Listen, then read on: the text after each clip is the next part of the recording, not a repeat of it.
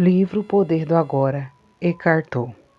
Gente, estamos fazendo a leitura comentada deste livro no canal.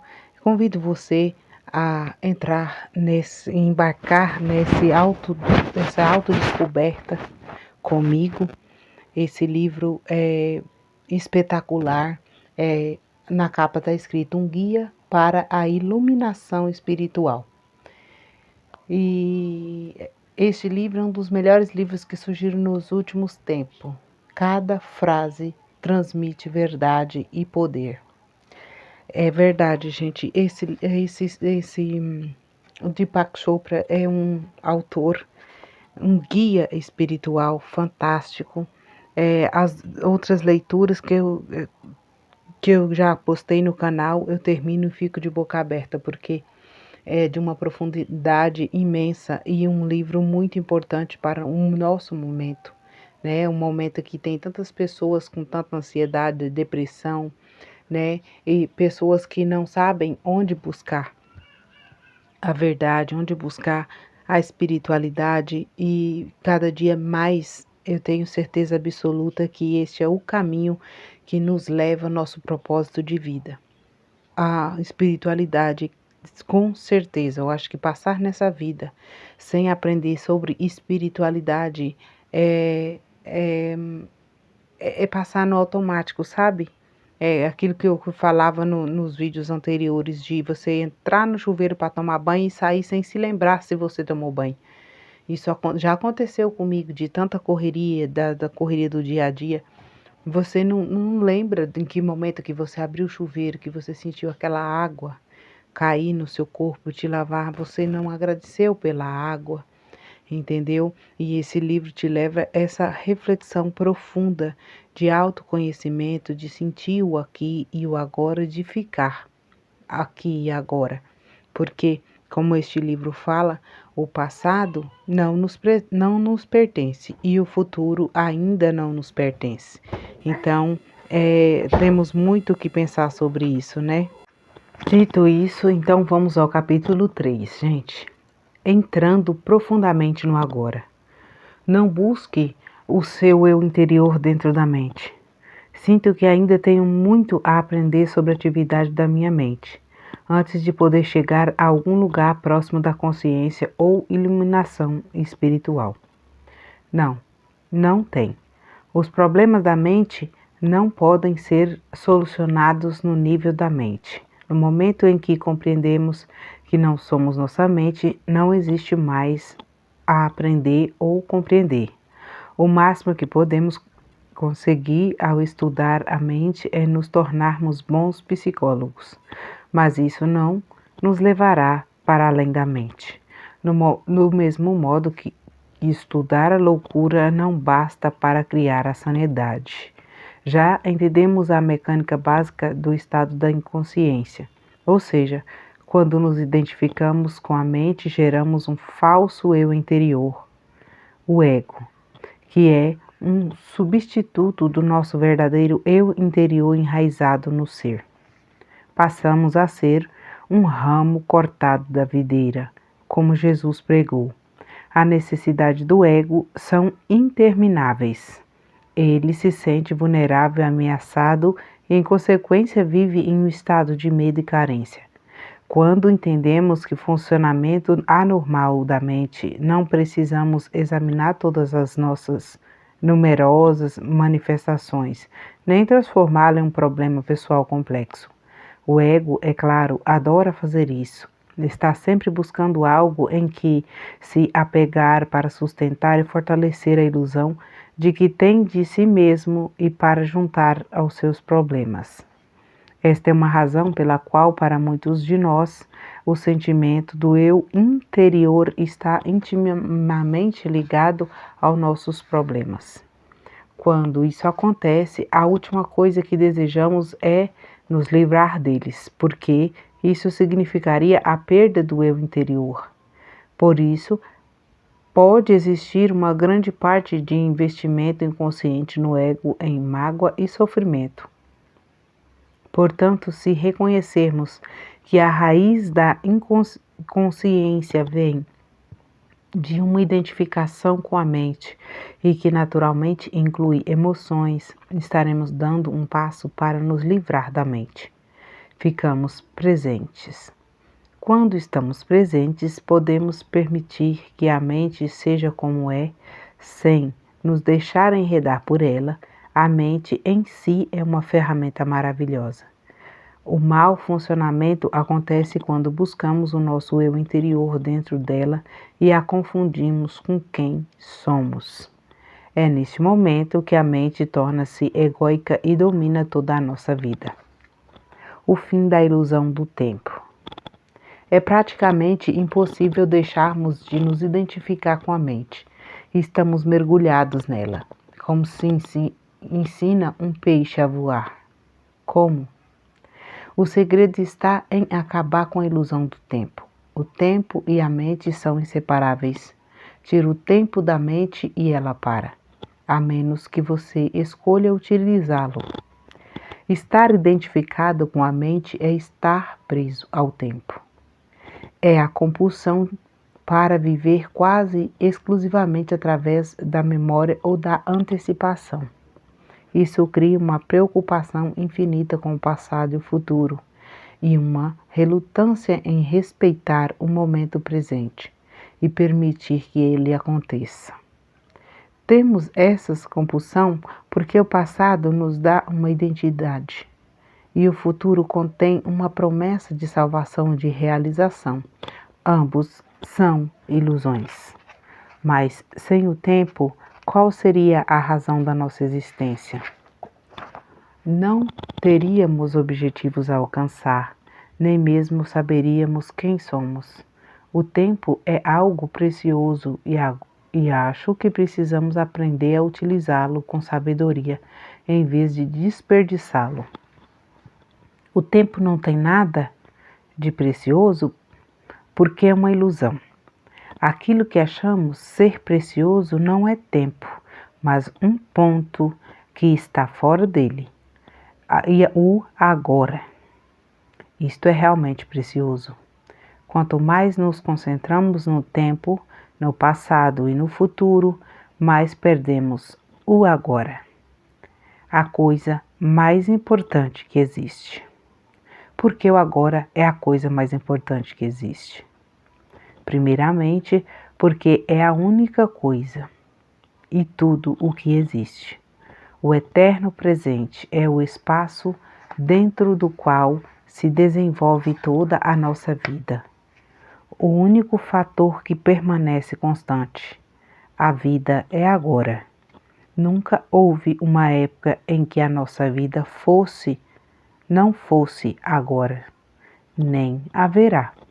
Em segundo lugar, o agora é o único ponto que pode nos conduzir para além das fronteiras limitadas da mente. É o nosso único ponto de acesso para a área atemporal e amorfa do ser. Nada existe fora do agora. O passado e o futuro não são tão reais quanto o presente. Afinal, o passado determina quem somos e de que forma agimos no presente. E os nossos objetivos futuros determinam a atividade que tomamos no presente. Você ainda não captou a essência do que estou dizendo porque está tentando entender mentalmente. A mente não pode entender este assunto, só você pode. Por favor, preste atenção ao seguinte. Você alguma vez vivenciou, realizou, pensou, sentiu alguma coisa fora do agora? Acha que conseguirá algum dia? É possível alguma coisa acontecer ou ser fora do agora? A resposta é óbvia, não é mesmo. Nada jamais aconteceu no passado, aconteceu no agora. Nada jamais irá acontecer no futuro, acontecerá no agora. O que consideramos como passado é um traço de memória armazenado na mente, um agora anterior. Quando lembramos do passado, reativamos um traço de memória e fazemos isso agora. O futuro é um agora imaginado, uma projeção da mente. Quando o futuro acontece, acontece como sendo o agora. Quando pensamos sobre o futuro, fazemos isso no agora. Obviamente, o passado e o futuro não têm realidade própria, do mesmo modo como a lua não tem luz própria e apenas reflete a luz do sol. O passado e o futuro são apenas um reflexo pálido da luz, do poder e da realidade do eterno presente. A realidade deles é emprestada do agora. A essência dessas afirmações não pode ser compreendida pela mente. No momento em que captamos a essência, ocorre uma mudança na consciência, que passa a desviar o foco da mente para o ser, o tempo para a presença. De repente, tudo parece vivo, irradia energia, emana do ser. A chave para a dimensão espiritual. Em situação em que a nossa vida está ameaçada, pode ocorrer naturalmente uma mudança na consciência do tempo para o momento presente.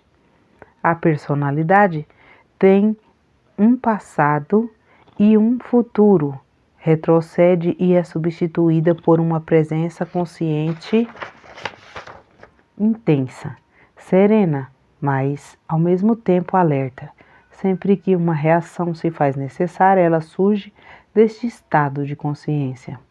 Muitas pessoas, embora não percebam, gostam de se envolver em atividades perigosas, como escaladas de montanha, corridas de automóvel, voos de asa delta, pela simples razão de que essas atividades as trazem para o agora, livre do tempo, dos problemas, dos pensamentos e das obrigações pessoais.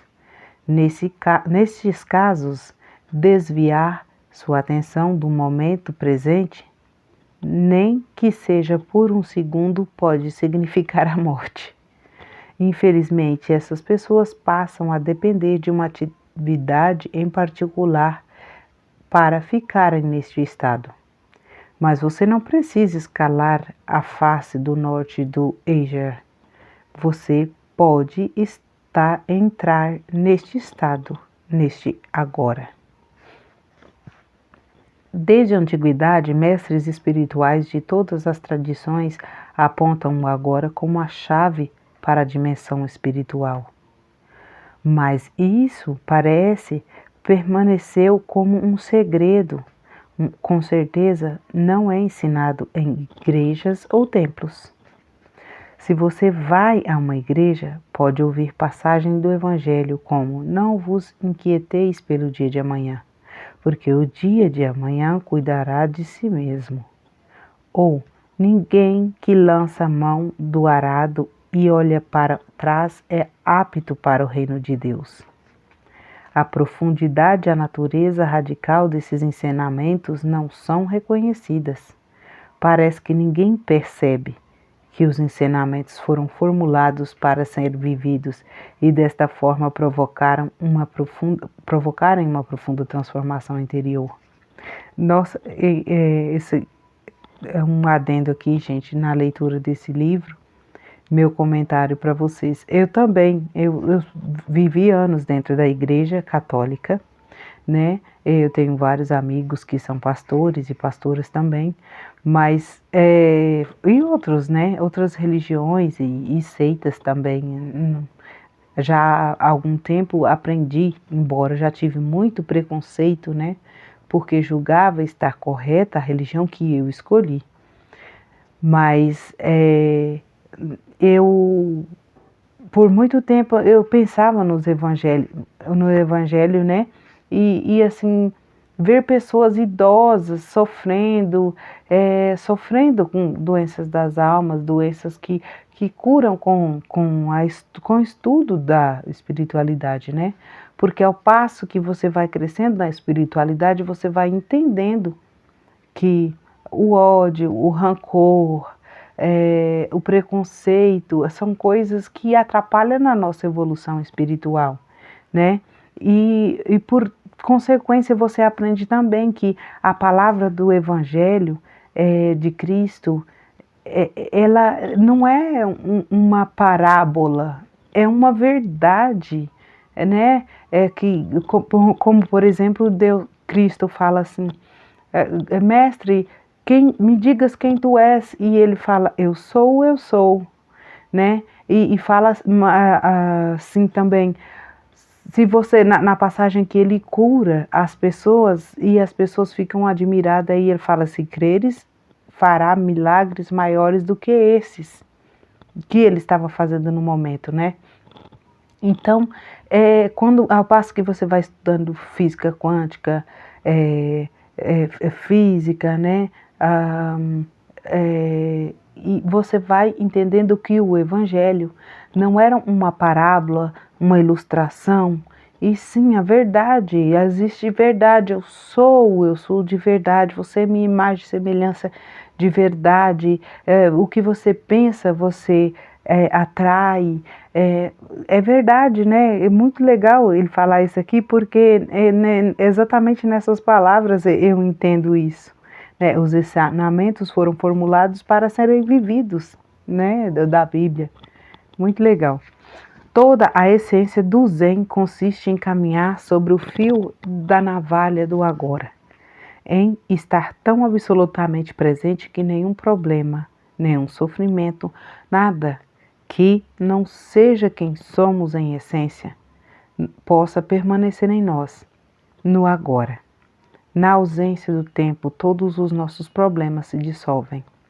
O sofrimento precisa de tempo e não consegue sobreviver no agora.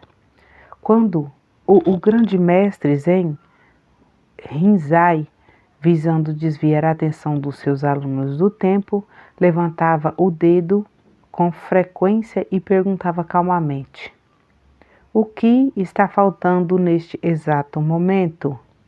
Uma pergunta poderosa que não requer resposta no plano da mente. É formulada para conduzir uma atenção profunda para o agora.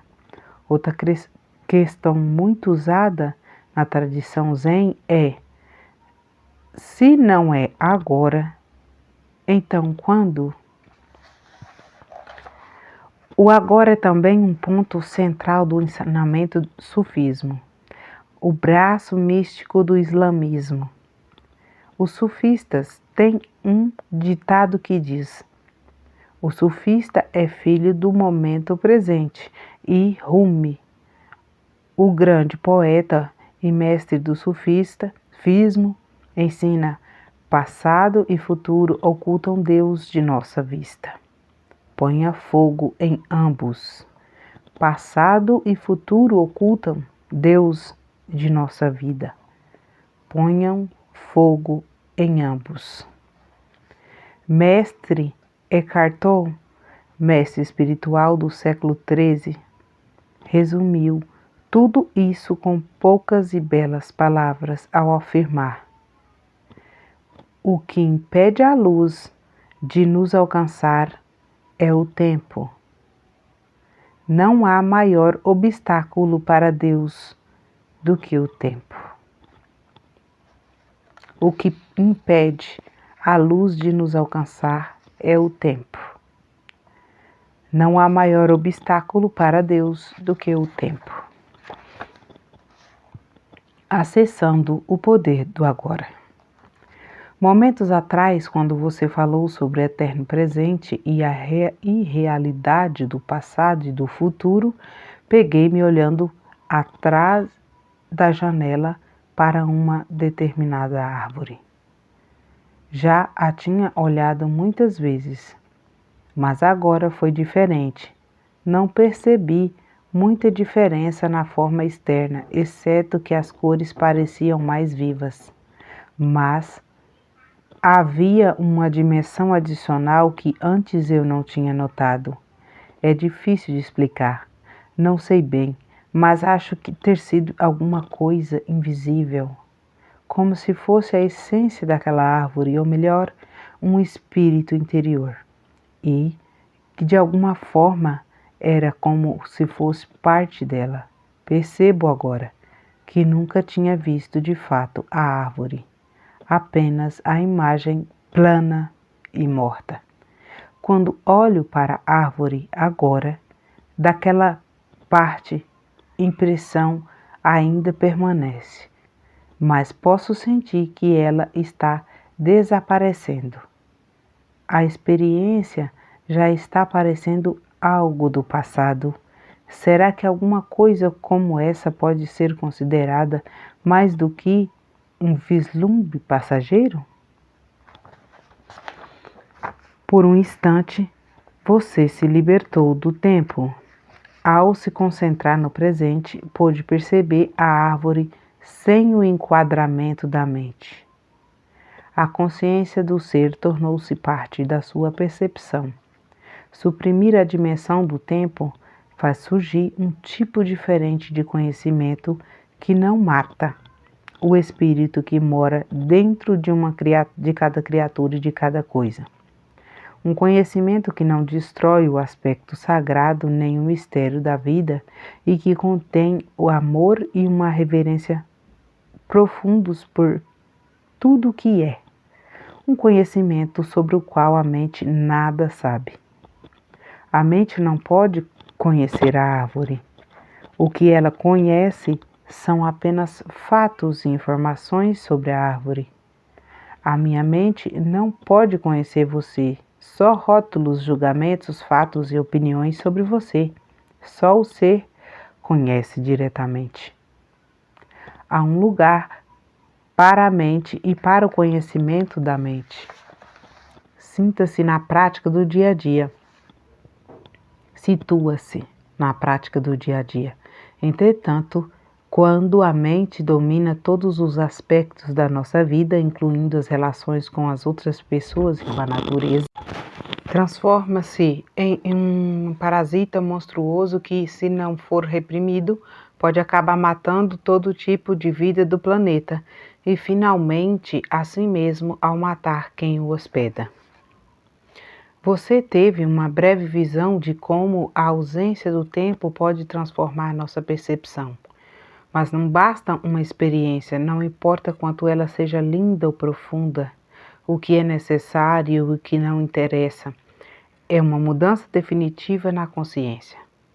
Portanto, rompa com o velho padrão de negação e existência ao momento presente. Torne-se uma prática desviar a atenção do passado e do futuro. Afaste-se da dimensão do tempo na vida diária, tanto quanto possível. Se você achar difícil entrar diretamente no agora, comece observando como a mente tende a fugir do agora. Vai notar que geralmente imaginamos o futuro como algo melhor ou pior do que o presente.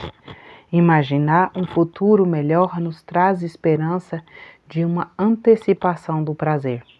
Imaginá-lo pior nos traz ansiedade.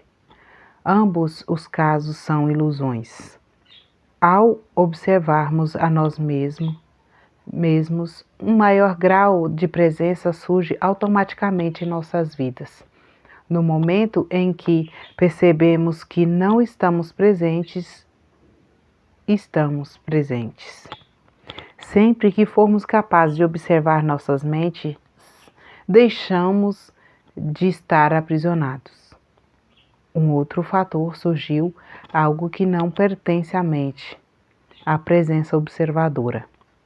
Esteja presente como alguém que observa a mente e examine seus pensamentos, suas emoções, assim como suas reações em diferentes circunstâncias. Concentre seu interesse não só nas reações, mas também nas situações ou na pessoa que leva você a reagir. Perceba também com que frequência a sua atenção está no passado ou no futuro. Não julgue nem analise o que você observa. Preste atenção ao pensamento. Sinta a emoção, observe a reação. Não veja nada como um problema pessoal. Sentirá então algo muito mais poderoso do que todas aquelas outras coisas que você observa. uma presença serena e observadora por trás do conteúdo da sua mente, o observador silencioso. Uma presença intensa se faz necessária quando certas situações provocam uma reação de grande carga emocional, como, por exemplo, no momento em que acontece uma ameaça, uma autoimagem, um desafio na sua vida que nos causa medo, quando coisas vão mal ou quando um complexo emocional do passado vem à tona. Nessas situações, tendemos a nos tornar inconscientes. A reação ou a emoção nos domina. Passamos a ser ela. Passamos a agir como ela. Arranjamos uma justificativa. Erramos, agredimos, defendemos. Só que não somos nós, e sim uma reação padronizada. A mente em seu modo habitual de sobrevivência. Identificar-se com a mente não dá a ela mais energia, enquanto observar a mente retira a sua energia. Identificar-se com a mente gera mais tempo, enquanto observar a mente revela a dimensão do infinito. Enquanto observar a mente revela a dimensão do infinito. Que bonito isso, né? A energia retirada da mente se transforma em presença. No momento em que conseguimos sentir o que significa estar presente, fica muito mais fácil escolher simplesmente escapar da dimensão do tempo e entrar mais profundamente no agora. Isso não prejudica nossa capacidade de usar o tempo, passado ou futuro. Quando precisamos, nos referimos a ele em termos práticos. Nem prejudica nossa capacidade de ser ou de usar a mente, aliás. Na verdade, estar presente aumenta nossa capacidade. Quando você usar a mente de verdade, ela estará mais alerta, mais focalizada. Abandonando o tempo psicológico. Aprenda a usar o tempo nos aspectos práticos da sua vida. Podemos chamar a atenção de tempo do relógio, mas retorne imediatamente para receber o momento presente. Tão logo esses assuntos práticos tenham sido resolvidos. Assim, não haverá acúmulo do tempo psicológico, que é a identificação com o passado e a projeção compulsiva e contínua do futuro. O tempo do relógio não diz respeito apenas a marcar um compromisso ou programar uma viagem.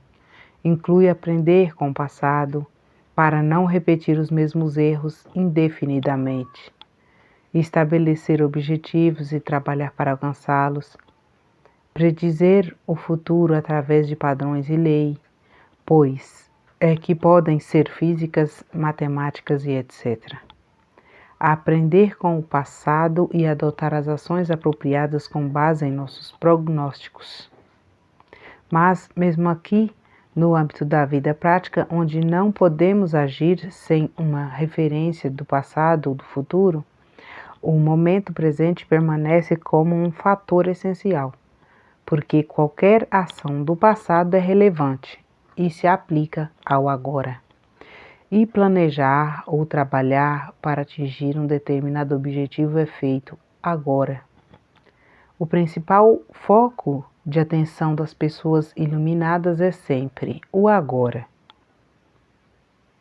embora elas tenham uma noção relativa de tempo. Em outras palavras, continuam a usar o tempo do relógio, mas estão livres do tempo psicológico. Esteja alerta quando praticar isso, para que você, sem querer, não transforme o tempo do relógio em tempo psicológico. Por exemplo, se você cometeu um erro no passado, e só agora aprendeu com ele, está utilizando o tempo do relógio. Por outro lado, se você considerar isso mentalmente e daí resultar uma autocrítica, um sentimento de remorso ou de culpa, então você está transformando seu erro em meu. Ele passou a ser uma parte do seu sentido, de seu interior, e se transformou em tempo psicológico, que está sempre relacionado a um falso sentido de identidade. A dificuldade em perdoar envolve necessariamente uma pesada carga de tempo psicológico. Se estabelecemos um objetivo e trabalhamos para alcançá-lo, estamos empregando o tempo do relógio. Sabemos bem onde queremos chegar, mas respeitamos e damos atenção total ao passo que estamos tomando neste momento.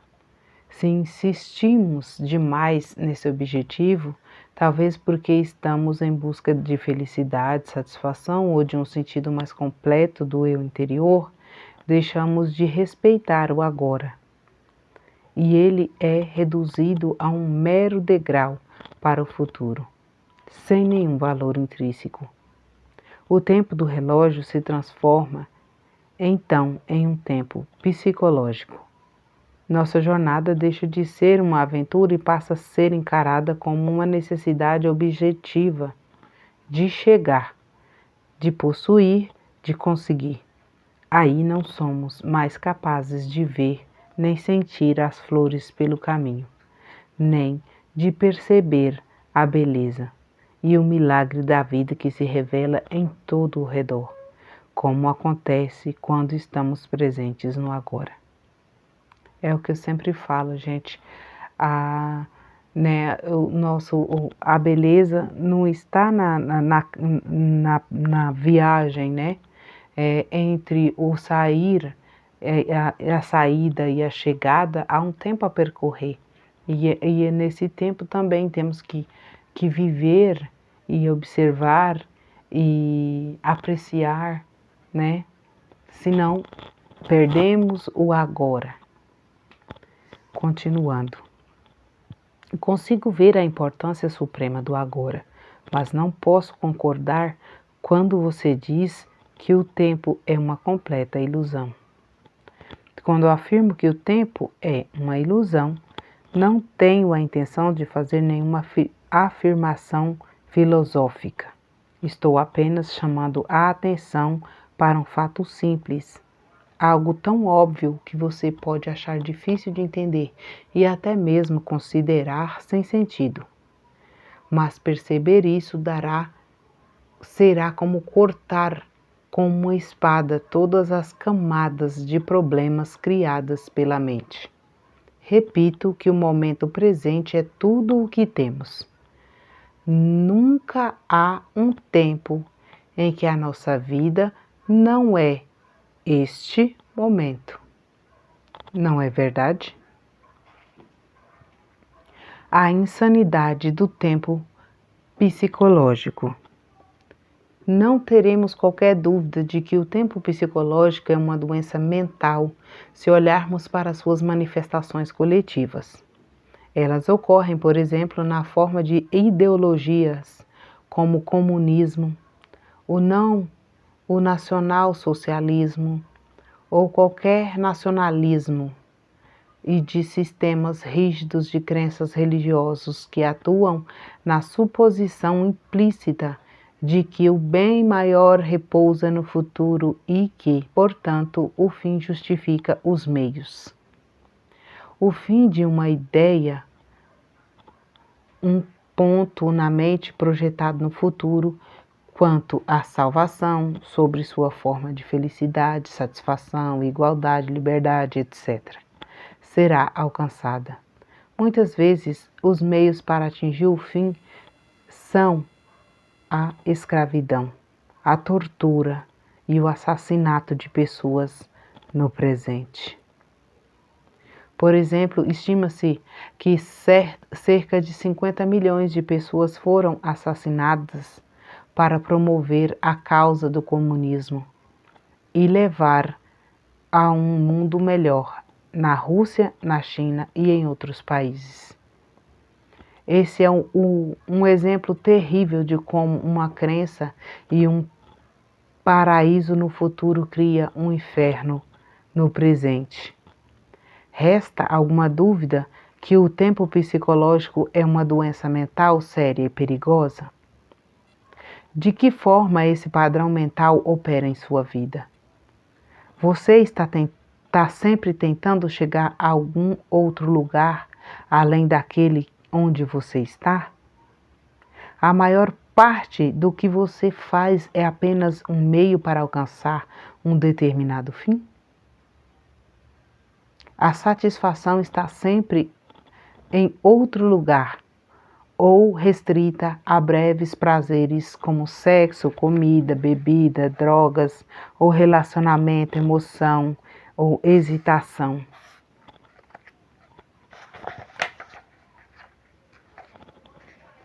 Você está sempre pensando em vir a ser, adquirir, alcançar, ou em vez disso está à caça de novas emoções e prazeres? Você acha que quanto mais bens adquirir, uma pessoa se sentirá melhor ou psicologicamente completa? Esta é a espera de um homem ou de uma mulher que dê um sentido à sua vida. No estado normal da consciência, o poder e o infinito potencial criativo do agora está completamente encobertos pelo tempo psicológico. Nossa vida perde a vibração, o frescor, o sentido de encantamento. Os velhos padrões de pensamento, emoção, comportamento, reação, desejo são encenados repetidas vezes, como um roteiro dentro da nossa mente que nos dá uma identidade, mas distorce ou encobre a realidade do agora.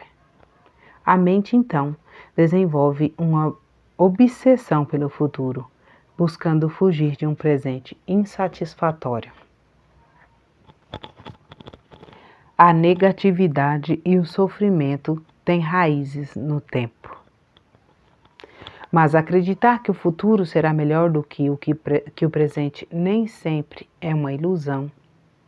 O presente pode ser terrível e as coisas podem melhorar no futuro, e muitas vezes melhoram. O futuro geralmente é uma réplica do passado. É possível haver mudanças superficiais, mas as transformações reais são raras e dependem da possibilidade de estarmos presentes para dissolver o passado, acessando o poder do agora. O que percebemos como futuro é uma parte intrínseca do nosso estado de consciência do momento. Se a nossa mente carrega um grande fardo do passado, vamos sentir isso. O passado se perturba pela falta de presença, o que dá forma ao futuro e é a qualidade da nossa percepção do momento presente. E o futuro, é claro, só pode vir ser vivenciado como presente. Vou parar por aqui, gente, e vou continuar no próximo vídeo, porque senão fica muito longo, tá? Inscreva-se no canal, dê um like, é muito importante para mim.